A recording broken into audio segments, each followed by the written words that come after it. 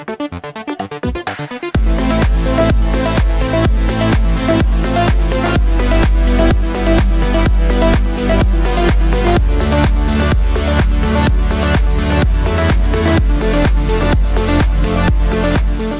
à tous, je suis ravi de vous retrouver pour un nouveau 100% quintet.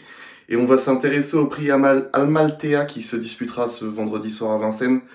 16 trotteurs vont s'affronter sur le parcours des 2700 mètres de la grande piste. Plusieurs bonnes bases, semble-t-il, dans ce quintet, à commencer par Cobra Killer Gar qui sera très probablement le cheval à battre de cette épreuve. Face à lui, un certain Easterman. Allez, tout de suite, on passe au tableau des partants avec la grille de départ. Le 1, Mister Donald n'a pas de marge dans ce lot, mais pour une plus petite place, c'est jouable. Le 2 et le 3, le 2 Happy Hanover et le 3 Philou Smiling sont à revoir. Le 4, Hotline de Carcy effectue sa rentrée. Le 5, Emma Brickville vient de très bien conclure à Anguin, sa place est à l'arrivée. Le 6, Give Me est pieds nus après une course de rentrée, il faut le retenir. Le 7, Horatius Della est plaqué, lui, pour sa rentrée. C'est une chance plutôt que secondaire. Le 8, Gablou Carizet peut accrocher une petite place. Le 9, Fanfaronneur a montré du mieux l'an dernier lieu pour une petite place, méfiance. Le 10, Et Moi Spécial peut être envisagé en fin de combinaison, pas mieux. Le 11, Cobra Killer Gar, je le disais, enchaîne les bonnes performances, c'est notre favori. Le 12, Easterman se déplace avec de sérieuses prétentions, ce sera l'opposition. Le 13, Falco des Rochers, meilleur à droite et sur les pistes plates. Le 14, Toto Barroso retrouve JMB au sulky, il faut le retenir. Le 15, Falcon d'Espace revient à l'attelage mais n'a pas de marge. Et enfin, le 16, Gilmour a été préparé pour ce bel engagement.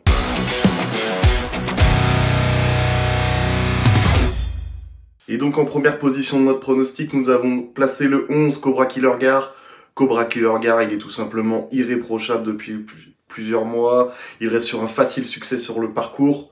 Il va retrouver Gabi Léger-Lormini avec lequel il s'entend bien, comme vous pouvez le voir. L'affiche avec Gabi Léger-Lormini, c'est 12 courses, 7 victoires, 3 accessites, soit 83% de réussite sur le podium. Il n'y a tout simplement pas de contre-indication pour Cobra Killer Gar. C'est la très bonne base, je pense, de cette épreuve. Il vise tout simplement la victoire et peut signer une nouvelle victoire vendredi soir à Vincennes. En deuxième position de mon pronostic, c'est son principal opposant, c'est le 12 Easterman. Il a repris de la fraîcheur depuis sa 3e place à Vincennes, qui était sur le parcours qui nous intéresse. Il sera déféré des 4 pieds vendredi soir.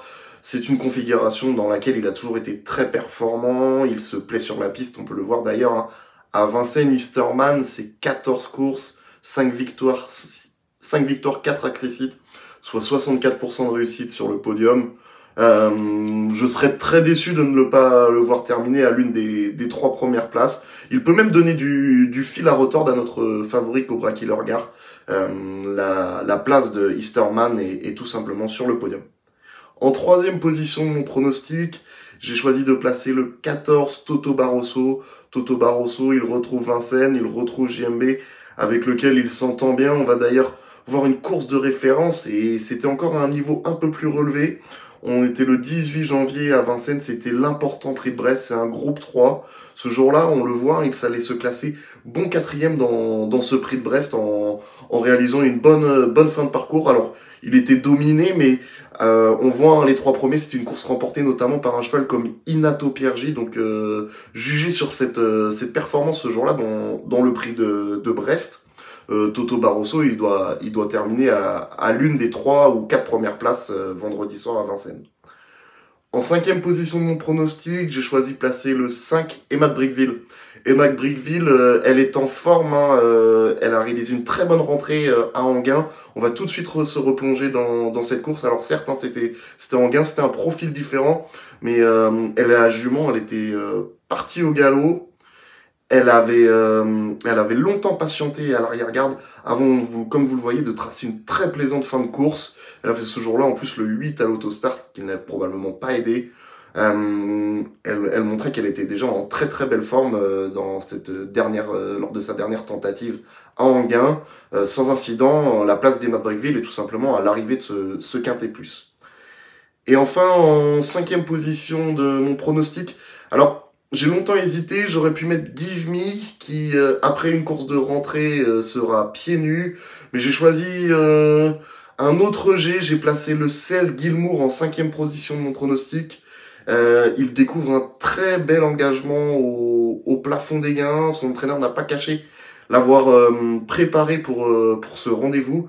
Alors certes, il semble barré par 2-3 chevaux, 3 ou 4 chevaux qu'on a précédemment cités, mais je pense que typiquement c'est le cheval qui peut se placer à une 5e place à une cote assez intéressante. Allez, tout de suite on récapitule avec notre choix.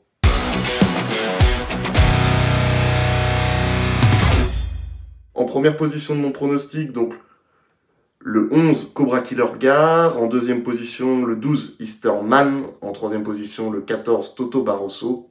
En quatrième position, le 5, Emma Brickville. Et en cinquième position, le 16, Gilmour. Avant de se quitter, un conseil de jeu et on ira dans la troisième épreuve du programme avec le 306. Quelle prestance! Quelle prestance! Il sera D4 après une course de rentrée. S'il est appliqué, il vaut un lot de ce genre. Il y a pas de souci là-dessus. Sa qualité ne fait aucun doute. En plus de ça, il représente un tandem qui est très redoutable actuellement. C'est le tandem Benjamin Rochard-Dominique Lopneux. Sans incident, je le vois remporter une épreuve de ce genre. J'y crois. Allez, c'est ainsi que s'achève notre émission. Je vous dis bon jeu à tous et à très vite.